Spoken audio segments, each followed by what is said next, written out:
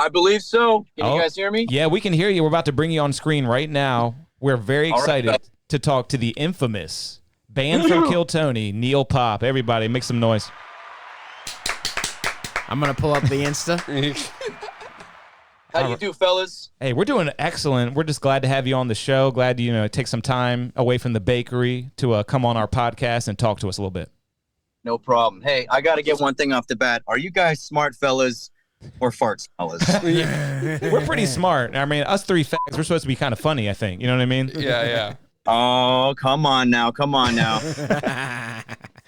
And I was trying to kind of do a drawback from your first set on Kill Tony. I think that's the first thing you said to the panel was... And I thought you three prick jobs were supposed to be funny. You're supposed to be funny or something, Yeah, I thought you three prick jobs were supposed to be funny. Yes, that's what you dude, said. That's what you said. Fags wasn't until later. Yeah. I love Yeah, that. right, Prick job. I kind of talk like a 1950s, like, New Jersey guy sometimes, even though it's, like, not at all my lore. So it's always kind of been a little part of my... I like that. We liked it. I felt it, I could feel you were channeling someone else. It felt like You were it crushing. wasn't exactly you. I mean, me personally, you have one of my favorite moments in Kill Tony history. You went up there and you just sent some shots at the king, and I love it. And the whole crowd was like too afraid to really laugh at it, I feel like. But you All were right, hilarious. let's start from the beginning. Okay, Yeah, ready? Yeah. All right. This is for everyone who has no idea about the show or anything like that. At other clubs, like at the factory, for example, you sit outside all day long, and if you're one of the first 10 dingbats, then you're going to get time. At the store on Mondays, everybody lines up. It's like every loser in town, right? And we all meet up, and everyone's just like smoking joints and drinking coconut water, right? It's a whole hat, hodgepodge of weirdos, right? So everybody lines up to try to get on the mic. And if you know somebody, you're getting on the mic. Oh, but God. if you don't, you're free balling it. So I was there to get on the mic like I typically would have been. And after I didn't that time, because the last two times I'd been there, I got on the mic and, some bullshit said, right, Adam Egan was the booker. And he's like, I don't have anything for you, man. Wait. Are we But I was talking Kill Tony or we're just talking Comedy Store in general? No, we're talking store in general, but I'm about to get like Gotcha. me getting on that Kill Tony night, right? So I was about to bail because I didn't get in the mic. And then my pal goes, oh, well, everyone's going to file into this different room and go do this show called Kill Tony. And I had never seen the show before. I'd never heard about the show before, like whatsoever. And I said, oh, there's like another, there's another chance for us to do our jokes. Like, hell yeah. So we all go in that room, packed room. I didn't expect that. Full of comics, full of fans or whatever. And I was like, oh, this must be some real shit. They said, you get on here, you do a minute, and they critique your minute. I was thinking, oh, dude, that kicks ass, right? I can hear about my jokes from some dudes. We sit there, they're pulling names out of the hat. Again, I had never heard about the show at all. And real quick, what year is this again? What year is this around? Man, dude, this is like 5 years ago now. dude. I get DMs every other day to this day, and I'm always like, oh, dude, it's Fuck. like I'm doing this for the sake of it. I've been asked to go on several other shows and like talk about this, but I kind of revere it as like a skid mark of my comedy career, man. I'm not gonna lie. Because you're a real comic. So you're a real comic. You're going up different open mics and different spots and. I'm still bookable at Flappers. You can book me. Yeah, I do shows all the time. I've probably done 1,000 shows. Very cool. So some people don't know that, so I wanted to make that known. Thanks. Well, I'd never heard of the Kill Tony show, and I recognized, like, who's that guy, Brian Redband, the guy, the just 5 o'clock permanent shadow, just real defeated eyeballs, And I was like, I wasn't hating on these guys. I get it, and I got a philosophy about stand-up. I believe that there's room for everybody. Literally, there's room for us all. When you go to like these mics and at the factory where the funniest set gets a spot on chocolate sundaes, and everybody's like sitting there, and even if the dude's funny, they're like, because you don't want to laugh for some other dickhead, because then he might get the set that you want. Oh my God! It's like that. It's all jingly, but I believe there's room for every one of us idiots. For real, there really just truly is. You're hilarious, man. So, This man. Oh, knock that off! Don't you dare! Back to that night, dude. Yeah. So I go in this show. They start off and they're like talking about Oh wait, did I disappear? Am I back? All right, You good? They bring this kid up on stage, kind of heavy set redhead kid, and he goes up there, tells his jokes, and I'm thinking, okay, great, they're gonna tell the guy what he did right, maybe lean into this. They got Dane Cook sitting there, looking like a fossil, right? And I was like, oh, this would be cool. I can do my shit joke in front of like the good luck Chuck guy, you know? Yeah. Whatever, right? I'm like, this is gonna whale. I was like, this is way better than going home. So then this kid goes up and does his jokes, and afterward they told him he wasn't funny. They told him to quit comedy. They told him he looked like Cartman with lupus. Oh my And God. like, hey, whatever, right? It's like a bunch of tomatoes getting thrown, it's like medieval style. It felt like us at the Renaissance Festival. But at the same time, like, that kid's nobody. Like, he doesn't feel sure about himself on stage. He's gonna go home and think about that, dude, and like probably be discouraged from trying again. And that wasn't the end. Local firefighter goes up, does his shit. They told the guy he was a loser. Oh like, my they're literally- God. Not a They're telling firefighter. these people, like, bro, don't try ever again. And I'm thinking, like, good grief, could these guys pepper in a couple of bits while they're fucking these dudes? You're blowing my mind right now. So you're the good guy. You are not the villain. Well, I hadn't heard about the show before, and I'm thinking, good grief, I'm one of those egotist people who doesn't get stage fright, right? So I'm like, fuck my set. I'm gonna go up there and say something back, dude. I couldn't believe what they're saying, these poor people. I'm like, oh my God, they're telling people to quit all this nasty shit. Here's the thing.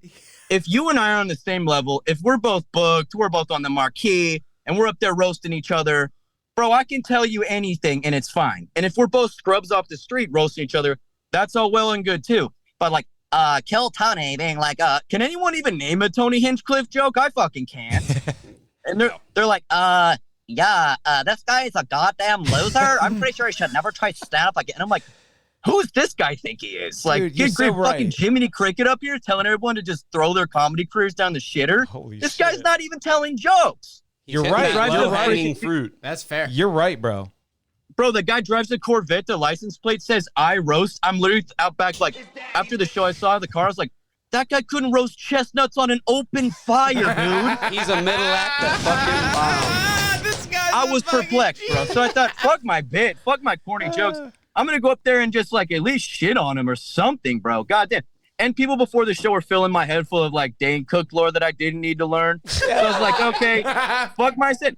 And here's why I don't like hearing about this show. To be honest, I was gonna go on Red Bar and talk about it before. Red Like, Bar. We God, love can I Red just- Bar. We love Red Bar. Yeah, that guy's dope. I like that guy. But they're like, oh, so here's what you thought you're gonna do. You thought you're gonna come be you're a delusional internet troll crashing show. And like that lore and like the fact that I like didn't really have enough time to like dispute that and be like, dude, no, I don't even know what this is, dude. Dude, I thought that they literally, the way he worded it, I thought that like they knew who you were from the internet or something. And that's what a lot of people think. So I'm so glad that you're setting the record dude, straight. here's the thing, bro. Like I had people showing up that night to see me because I was, I'm doing it like what every other idiot does. I'm bouncing around town doing sets everywhere. I'm not like Seinfeld where he's like, I throw out the bottom 10% of my jokes and write 10% more and I keep every other it's like, no, every single time I get up, always is going to be new stuff. Every literal time. Wow. So because I have manic thoughts that need a place to go. So I had people who would like follow me around and go to like see me everywhere. So I knew there were going to be people to see me that night. So I was like, hey, anybody who was going to bail because I wasn't going up, you can come see me in this other room. And then when I went in there, I was like, oh man, they're pigeonholing me as like some online dingleberry. I was like, oh, this is so whack. I don't even know what this show is.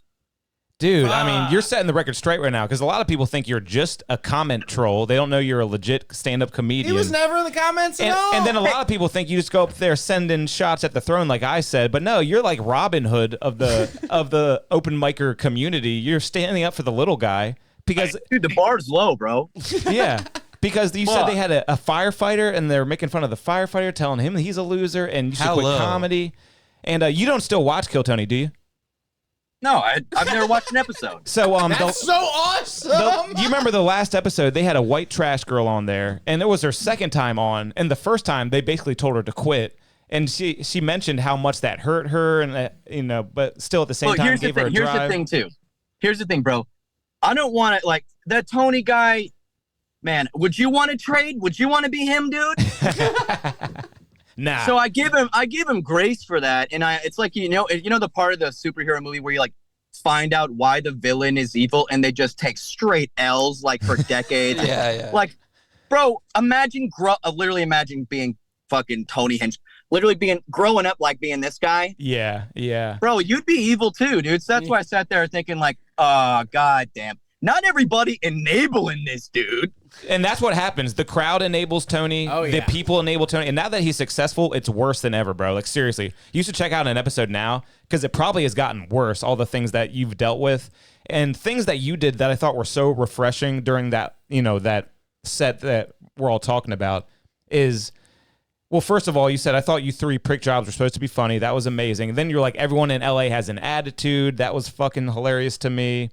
And then you, at the end, you were like, am I done? Am I done here, boys? I've never seen anyone leave the stage on their own accord at Kill Tony. So you were like real boss moves, and I just loved every second of it, bro. It's just irritating, man. It's just irritating being on stage with these guys who are just bummers. They don't want to have a good time. Every time I go and do stand-up, and then people sit there, like, dude, I take my sister to go see shows with me all the time. Like, whenever I go do a show, we literally laugh at every single comic that goes up. If they suck dick, we'll find a reason to laugh with them, slash at them, and be the people laughing. And then micers who are lousy, they're always like, hey, I'll have what they're having. What are these guys on ecstasy? And I'm like, yo, you're supposed to go out to a stand-up show and create this environment where we can all go home and nobody's going to have that long look in the mirror like, dude, I got my ass torn apart tonight for nothing. Like, fuck that. We all work our asses off to live in these houses and shit that we can't afford. And we all want to go out and have a goddamn laugh. I don't want to go out and like put someone down at a comedy club. I love the whole philosophy, unless they're Tony man. Hinchcliffe and they need to be put in their place, which you did that. This man, I'm not gonna lie to you, sir. When I first watched the thing and we're doing this guy, I'm like, okay, I don't know how to approach it. I don't really like the panel as is. I don't really love Tony. I don't love the show. I'm not a huge fan. I'm the black sheep of this podcast. So I'm like, okay, so they're making me watch this guy on the show I don't love, and the guy is not being loved on the show, and then you want to be controlled by the crowd's movements, and then you're like, he's doing the 1950s guy. I love the 1950s fucking guy. That's who I already am, dude. My cousin tells me, he's like, you talk to my kids like some Brooklyn guy, like, all my life I wanted to be. Like, my fucking cousin's kid, the guy's 9, goes up to my cousin and goes, hey, why don't you get me some frozen mango, Dad? and then I told him, I was like, what the F? You're not going to do that for him, are you? And it's like, I'm like, yo, get your own frozen mango, you little weasel. Like, I'm always talking like that. Dude, it's great. My friend talks like that. So what can you tell us? What was the experience like getting escorted out? Because everyone knows the I line. turned around and I pushed that guy and I was like, dude, don't. And he was like, way. And then I went back out to the sidewalk, to the thing. I showed you the sidewalk, right? I went out to the patio and had a drink. No. Really? Yes. Yeah, they didn't I was with my buddies, dude. I was with my comedy buddies. What, you don't think they walked out after? Dude, he's got a king complex. He was like, show that guy the sidewalk, and everyone starts applauding and stuff, and we don't know what happened. I don't blame him, bro. He's got his own little, he's like, everybody tell me I'm funny. Yeah. Hate on this guy, everybody. Hate on him. Fuck him, he's ugly. And that's what it is, and it works. It works well, it appears. Because the thing is, he does not keep it 100. He tells some of his buddies they did so good, and like obviously they did dog shit. And then he does the opposite too. Sometimes someone will have a good set, and then they'll make one joke about him, and he's like, "Well, you bombed, so nothing you say is valid." And they didn't. Doesn't even he look bomb. like he looks like he'd be such an easy like Meat Canyon drawing depiction? Wait, what's that? He's an animator that brings like he's basically like turns caricatures into like grotesque cartoons. So like Tony's would be like gigantic ears and like doing a whole like I'm a huge pussy. Like because he's like he's permanently like red in the face and he's got a lot of weird features and he dresses terrible. I don't have that much more time, so I want to talk about Dane real quick. Oh yeah. Yes. So after that show. And this is a little personal between Dane and I, but like, whatever, fuck it. It's been 5 years, bro. Yes. I'm sure he doesn't give a rat's ass, right? Yeah, I guess is he still with that girl is what I want to know. Yeah, I think he's married to the 20-year-old. Hey, all right. So here's what happened. After the show, Dane blocked me on Instagram. And then what the and then and I was with my pal and I was like, oh shit, Dane blocked me, bro. I must have pissed him off. And my friend's like, oh, you got under his skin. And I was like, oh, that sucks, dick. And then his girlfriend messaged me on Instagram. No, and she was like, way. Kelsey Taylor. She messaged me and she was like, hey, she's like, hey, what's going on? Like, what happened like between you and Dane or something like that? She wanted to know. That's hot. And I sent her a message. I said, hey, I'm not comfortable messaging someone else's girlfriend without them involved. So we could just say that I put my big nose where it didn't really belong. and that I was talking some shit to somebody that I honestly look up to. So I want you to extend an apology his way and tell him, we bump elbows next time. We don't both have to like look forward, Wow. And she was like, thanks. Then I get this gigantic like message from Dane. It was like 3 big bubbles. And he was just basically like thanking me for, telling her like not like airing everything out. And he was like giving me advice and stuff. What and he was the like, fuck? are you an insult comedian? And I was like, no, dude, I'm not, and then he described everything that happened. And then, he's giving me advice, and he was telling me this, like that he liked my stuff. He looked at my other stuff. You And then it was impacted funny. this dude. You're blowing It's funny. my mind. A week later, I was just walking down Sunset. I was actually going to go do like the, whatever it was, like the squealing frying pig or some shit like that, my buddy. Yeah, you're playing like the fucking squealing whatever, right? Yeah. And I'm walking down the road, and then who do I bump into? I bump into Dane. Crazy. And I stood there on the sidewalk and talked to him for like a while, bro. It was at least 10, 15 minutes. He had like one buddy with him, and we were just talking about stand-up, dude. We were like swapping notes. I have my like do's and don'ts of stand-up, so I have my like rules. Whenever like one of my friends wants to start, getting up, I'm like, just like XYZ, like things you don't do. Like, for example, I'll just give you one example. Like shit like this. Never tell the audience to give it up for another comic. Hey, how about that last guy? Yeah. Little Hell things like yeah. that. Yeah, I hate that. So I was kind of ping-ponging with Dane and stuff.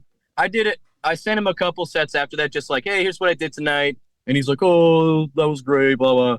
But I haven't talked to him in years now. But, him and me were cool. That's wild, man. You're blowing my mind. So what do you think is wrong with Dane? Because like I was just telling them earlier, like you can't let a guy get under your skin like that because that's what he's trying to do, and it makes you look so bad. By like, the way, he was Dane Cook and one of the greatest comics of all time, and he totally lets you get under his skin to where his girlfriend is messaging you.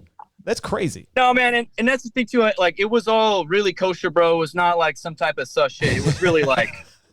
No, and honestly, They're dude, I want to married be now. clear. I don't want to blast him now because would've he known? was like super chill to me after that. No, that is cool to That is know cool. that. And I like Dane Cook as a comedian. He's I one of the just didn't greatest know of they all got time. Married. They're married now. Yeah, I liked him too, bro. And I told him, I was like, hey, man, you kind of like were there by association, bro. Like, you just took shots because you're like a fucking accomplice and everything, bro. Like, you didn't even say a goddamn thing. One of them said I talk out of my side of my mouth and my ass at the same time. I think it was Tony. That was a good joke. Yeah. He got me. Dane And, bro, thought it was the best joke in the world. I don't know. I agree with you. They didn't say any jokes. They were so butthurt that they just stopped telling jokes, and everything was just personal. Right. And that's what I love about it, man. You truly got under their skin, and you exposed a lot of like personality faults and like deep childhood issues. I feel like with them. Well, maybe the lupus guy, got a little W there. I mean, fuck, I sure as hell did not. I didn't get anything out of that. And then, of course, after I was like, okay, well, I told them all to kiss my ass. Maybe I'll squeeze in a bit. Yeah. I started telling a joke. And then they hit here's the Hollywood Bear. And then I didn't know what that meant because Yeah. I hadn't seen the show. I didn't know there was They Brian started shooting you. soundboarding me up. And then I was like, Yep. they're calling me a bear. Well, did they know how hairy my chest is or something? And I'm like, maybe I'll make like a twink joke at Tony. That was good. And That then, was good. Yes. You said, I yeah, don't- bears like me love fucking little twinks like you. That was amazing, bro. for posterity's sake, I don't fuck dudes, and I also don't use like I don't say fags in my regular life, and that's another reason why I want that It's scrub, bro. comedy, Because like, dude. I was a 6th grade teacher last year. You know what I mean? Like, I have a life, dude. So I'm like, Are I you don't still wanna, in LA? Are you still in LA? No, I'm in Arizona now. Running the bakery out here, and now I'm doing sets out here. Have you ever seen Red Bar walking around? That's where he is. Oh, he's based here? He's in Arizona now. Yeah. You find him and you become friends. Dude, I'll reach out to him. That'd be kind of neat. Dude, I'd love to Are see you on near there. Tempe? Do you want to shout out the name of your bakery? Oh, it's a chain. I'm a GM of a chain. So Oh, okay. nah, Okay. yeah. Or else I would. Thanks, fellas. Where Yeah, in man. Arizona? Phoenix. Oh, cool. Yeah, where's Red Bar at? You know the city, I right? think it's Tucson. Tucson. I think he's in Tucson. I visited Oh, he there is? once. Yeah. Hell yeah. Cactuses. I mean, But yeah, I mean, dude, it's so like the notion. Or can you hear me? yeah. The notion that I would be like, oh yeah, because here's the thing, dude. If I was actually like doing what Tony was insinuating, and I was like premeditatively like, oh, I'm gonna come in and be like the sleeper cell and fucking. Which, first of all, why would I have such a grand plan and then have like my name in a hat? Like, I'm not even sure if I'd go up. Like, They that's made just- you seem all so that crap. conniving and weird, Yeah, man. I thought they knew something. And here's the thing, too, bro. you know, after you get in an argument with somebody and you're in the shower and you're like, Yeah, oh, I yes. could have gotten him. Yeah. I brought that. Yeah. I bet So you had a lot of afterward, that. after all that, and I was like, dude, if I actually like had gone in with that pretext, like, oh, I'm gonna go in and roast these guys, dude, I would have had like banger jokes. Yeah, I would have totally been prepared. That's so funny. They really made you seem like such a villain. And are you really banned? Could you try to sign up again? Would they notice you? What do you think? Ironically, at the end, they were like, yeah, have fun at Laugh Factory. And in my head, I thought, dude, everybody loves me at the factory. Like, you fucking joking? I'm like, I'll probably never come back here again, bro. This dude is right. Well, you should go to Austin, Texas and sign up again, man. We would love to see you up there and just to see if they notice you. And then you should say, say some of the same stuff you were saying. I don't know. Do whatever you think. Why the hell but- not? And, dude, my buddy Carly Anderson is starting to blow up out there in Texas, too, man. Good for her. Good for Carly. Shout out Carly. Well, look Shout her out up. We're going to look Carly. her up for sure. Carly Anderson. Fuck yeah, she rules, dude. She's a funny comic, bro. She's the real deal. Before you go, do you have any early comedic influences that got you started? Oh, absolutely, dude. The fucking Dave Chappelle when he was a teenager. I used to deliver Domino's pizzas in the hood. And I got robbed so many times that I had to get a gun. Can you imagine? Domino's pizza, bitch, put the money on the floor. That's early stuff. Yeah, man. That's DC Chappelle. Oh, yeah, dude. He rules, bro. Yeah, man. So Chappelle Show and all that. Big time. Oh, dude, yeah. Dave Chappelle, dude. I like David Cross, bro. Huge David Cross fan, man. Big time. Yeah. Hell yeah. David Cross is the shit, dude. Obviously, everybody likes Theo. Everybody likes Shane now. You know, I bandwagon on those guys. But, yeah, definitely no one ever really brings up David Cross too much, man. But he's dope. Good answer. Blue Man from the Arrested. Yeah, exactly. Yeah, David Cross. That's Yeah. funny. He does a that- lot of that's- great stuff. Mr. Show, I think he was part of that too. Absolutely. Well, he's in funny, weird shit. Yeah, he is. Well, hell yeah. Well, thanks for having me on, Dude, you're boys. awesome. I love this guy. Best guest I've ever had. Yeah, you were probably the best guest we ever had. And, And before dude, you I go, was a non-believer before. I tried to say before, but I will say, man, what And a G. What a G. Before you go, I really want you to say, "Am I done here, boys?"